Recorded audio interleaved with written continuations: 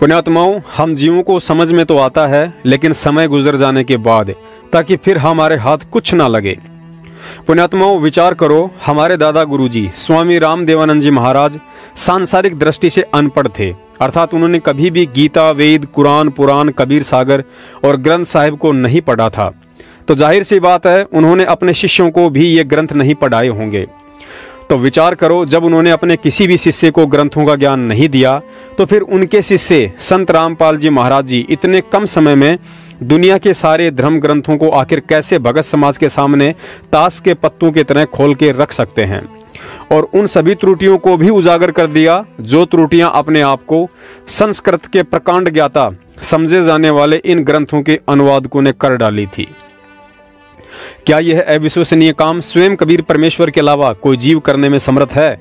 यदि नहीं है, तो फिर इस बात पर गहनता से विचार करना कि सतगुरु रामपाल जी महाराज जी कौन हैं। यहाँ एक और गहन विचारणीय बात है। गरीबदास जी महाराज जी ने दादू पंथी गोपाल दास जी से ग्रंथ साहिब को लिपिबद्ध करवाकर ही छोड़ दिया था, अर्थात उसका अनुवाद नहीं किया था। और हम सब जानते हैं कि गरीबदास जी महाराज जी के ग्रंथ साहिब में हिंदी, उर्दू, फारसी, पंजाबी, हरियाणवी, बिहारी सहित विश्व की अनेक भाषाओं का समावेश है। और गरीबदास जी महाराज जी के सतलोक जाने के 250 वर्ष बाद पहली बार ग्रंथ साहिब का अनुवाद और भगत समाज को इस पवित्र ग्रंथ के गूढ़ ज्ञान से उस महापुरुष सतगुरु रामपाल जी महाराज जी ने परिचित करवाया है, जिनके गुरु स्वामी रामदेवानंद जी अनपढ़ थे। तो पुण्यात्माओं, अब वह सतगुरु हमें और कैसे विश्वास दिलाए कि मैं ही सर्वज्ञ कबीर हूं। अथ तमाखू की बैंत, ये सुनन की बात है। तमाखू कसीद तमा मस्त है, लुजित न सीरी कुवैती न कैफ। ये भाषा जो से मिली जुली है, फारसी, उर्दू। अब आगे इसका वर्णन होगा। मरहोद मकरूद पीवें शराब, होगा सरे बीच खाना खराब। सरा कहें स्वर्ग को, भगवान के दरबार में। कुटन कलाहीन जुग जुग कलेश, भाई सुखन मान मेरा मैं कहता हमेश। क्या मैं अंग्रेजी नहीं जानता, लेकिन उस इंग्लिश को बोलकर मैं समझाऊंगा किसने? अगर मैं अंग्रेजी बोल लूं और सामने वाले बैठे वो हमारे गांव के देसी, तो उस अंग्रेजी का क्या यूज बकवाद करने का? पुण्यात्माओं, अब आपको कॉल एजेंट सतलोक आश्रम मैनेजमेंट हरियाणा की बुद्धिहीनता का एक छोटा सा प्रमाण देते हैं कि विश्व की सभी भाषाओं के नहीं, बल्कि पशु पक्षियों और मन की सोच के एकमात्र सर्वज्ञ सतगुरु रामपाल जी महाराज जी को कैसे इन लोगों ने दुनिया के सामने एक सामान्य संत की श्रेणी में लाकर खड़ा कर रखा है। सतलोक आश्रम मैनेजमेंट हरियाणा ने सतगुरु रामपाल जी महाराज जी के बहुत से वीडियो सत्संगों पर कंप्यूटर से उनकी असली आवाज को हटाकर उनकी जगह अंग्रेजी भाषा में किसी अन्य व्यक्ति की आवाज लगाकर यह साबित कर दिया है कि ना ही तो संत रामपाल जी महाराज जी को अंग्रेजी आती है और ना ही वे अन्य देशों के लोगों को अपना ज्ञान समझाने में सक्षम हैं। देखिए इन कॉल एजेंटों की मनवस हरकत का एक छोटा सा नमूना। हम सुल्तानी नानक तारे दादू को उपदेश दिया, जाट जुलाहा भेद न पाया वो काशी माह कबीर हुआ। पुण्यात्माओं, अब तो आपको पक्का यकीन हो गया होगा कि सतगुरु शब्द केवल इन लोगों की जुबान तक ही सीमित है, हृदय में नहीं उतरा है।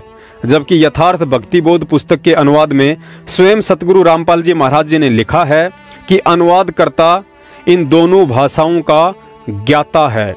पुण्यात्माओं, जब अनुवादकर्ता संत रामपाल जी महाराज दोनों भाषाओं अर्थात हिंदी और अंग्रेजी के ज्ञाता हैं, तो क्या समय आने पर जब जरूरत पड़ती तो क्या वे स्वयं अंग्रेजी भाषा में सत्संग नहीं कर सकते थे? अवश्य कर सकते हैं, लेकिन उस समय तक इन कॉल एजेंटों को इंतजार कहाँ। इन्होंने तो इन पुस्तकों के माध्यम से धर्म को धंधा जो बनाना था।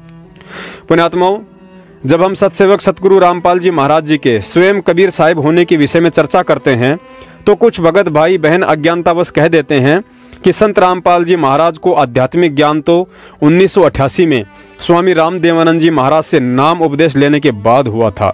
उससे पहले तो वे एक सामान्य व्यक्ति की तरह थे।